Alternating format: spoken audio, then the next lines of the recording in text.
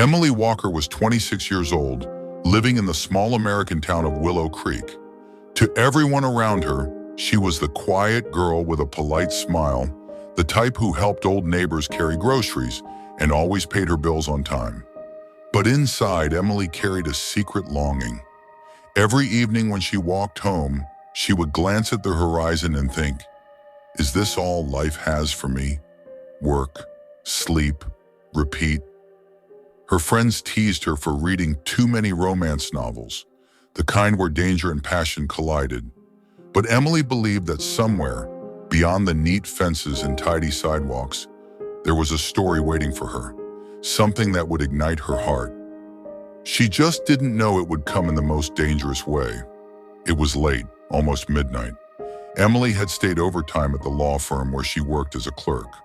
The parking lot was silent, empty except for the buzzing of a faulty streetlight. As she walked toward her car, she heard footsteps. At first, she thought it was nothing, until a voice cut through the darkness. "Don't scream! Just give me the bag." Her heart pounded. Standing before her was a masked man in a black hoodie, his hand tucked inside his pocket as if holding a weapon. Emily froze, her breath shallow. "Please, I don't want any trouble," she whispered, clutching her purse. "Neither do I," the man replied, but his voice trembled. "Hurry." Emily's hands shook as she handed over the bag.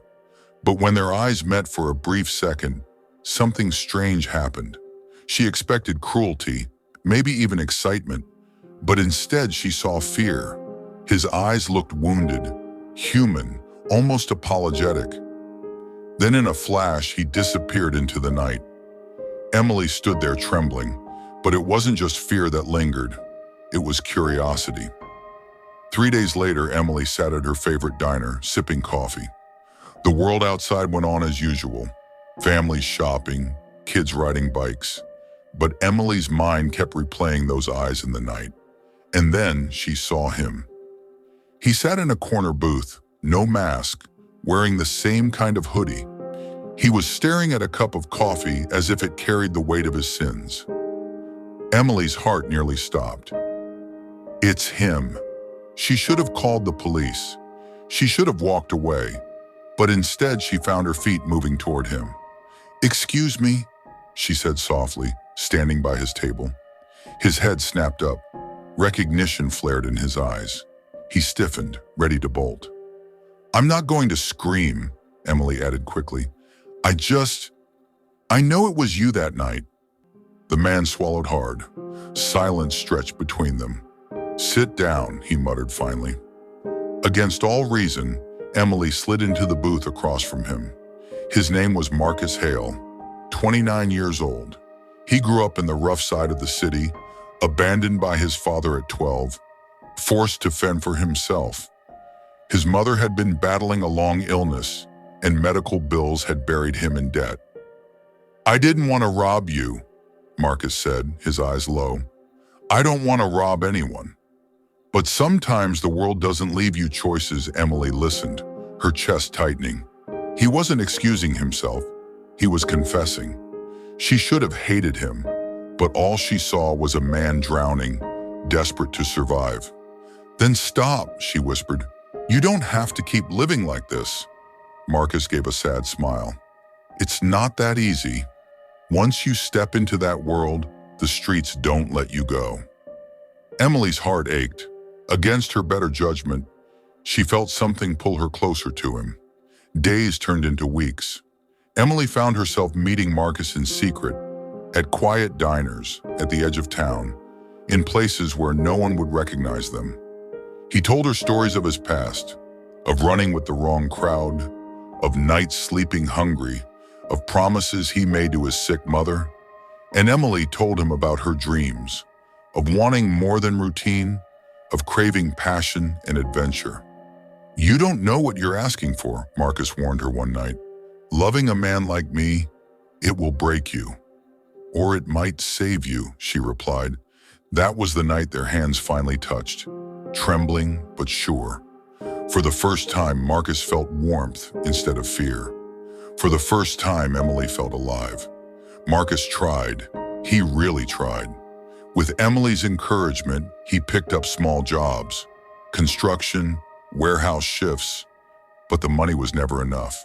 The shadows of his old world pulled at him. One evening, Emily found him pacing outside her apartment, his face pale. "They want me back for one more job," he admitted. "If I refuse, they'll come after me." "After you," Emily's blood ran cold. "Then we run. Leave this place, start fresh." Marcus shook his head. "You don't understand. The streets always find you. There's no clean exit." Tears welled in Emily's eyes. "Then fight. Fight for us." For a long moment, Marcus just stared at her. And for the first time in years, he wanted to believe that love could be stronger than fear. But the streets do not forgive. Marcus agreed to one final job, promising Emily it was the end. He swore he would come back to her, that they would start over. Emily waited that night, pacing her small apartment, whispering prayers she hadn't spoken in years. But gunfire shattered the night. Emily rushed to the alley where the sirens wailed. And there he was, Marcus, bleeding on the cold pavement, police lights flashing all around. She fell to her knees beside him, clutching his hand. "I told you, this life doesn't let go," he whispered, blood staining his lips. "Don't talk like that," Emily cried. "You'll make it. We'll run away. Just hold on." Marcus's eyes softened. For the first time, he looked peaceful. "I only learned how to love because of you," he breathed. "Don't forget me." And with that, his hand went limp in hers. Emily screamed, her tears mixing with the rain that began to fall. Around her, the world moved, officers shouting, medics rushing, but for Emily, time had stopped. In the weeks that followed, Emily walked through life as if in a dream. Everyone told her she should feel relief that a criminal was gone, but she knew the truth. Marcus Hale was more than the mask he wore. He was a broken man, yes, but he was also the man who had shown her love so fierce it burned into her soul. And though their story ended in tragedy, Emily carried him with her forever, a scar on her heart, and a reminder that sometimes love blooms in the most dangerous places, but not every love story is meant to be saved.